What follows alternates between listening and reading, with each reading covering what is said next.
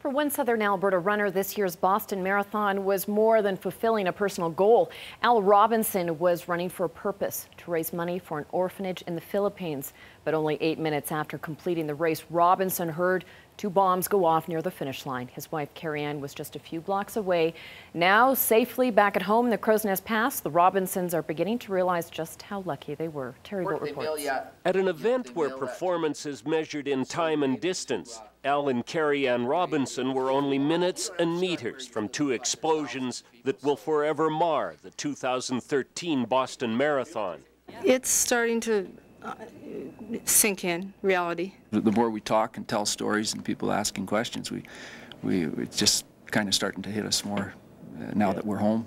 For Al, the Boston Marathon was more than crossing a personal goal off the bucket list. He was running to help raise $55,000 for an orphanage in the Philippines. But less than 8 minutes after crossing the finish line, as Al and other exhausted runners were being ushered to a family meeting area, the unthinkable happened. 2 bombs exploded about 10 seconds apart, leaving 3 people dead and more than 170 injured. Although we heard the blast and saw the smoke, we had no idea, at least from our perspective, the devastation that was going on downtown. For most of the race, Carrie Ann had been standing on a crowded street only meters from where the bombs exploded. Looking at a Google map of the area, she shows us how she and a friend likely walked past one of the bombs about a minute before it went off. When it actually happened, I thought, oh, I think maybe a big bus fell over or whatever, it crashed. But then just keep walking down the street, and then a few seconds later it went again. My friend and I looked at each other and it was just like, oh, I've never heard this sound before. This is no accident. You know, just sad over there's so many families that are affected and the devastation there.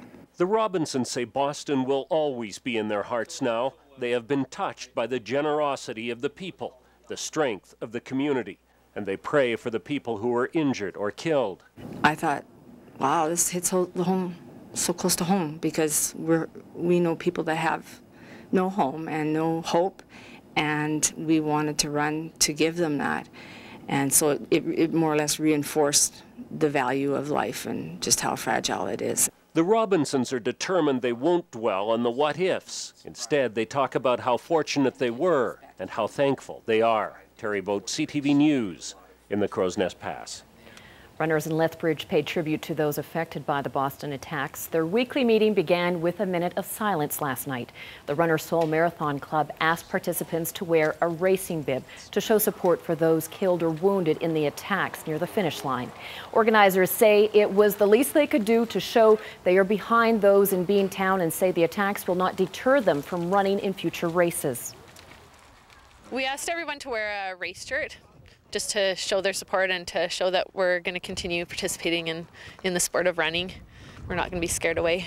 Obviously, as runners, we're a very tight-knit community, and an event like that is a celebration that we go to after a lot of hard work and training. And for something as horrendous as that to happen, it just really makes my heart break for all those people that were there, the spectators and the families of anyone that was involved. I don't think anybody that's running now is going to stop because of this. It may have people head out and run more.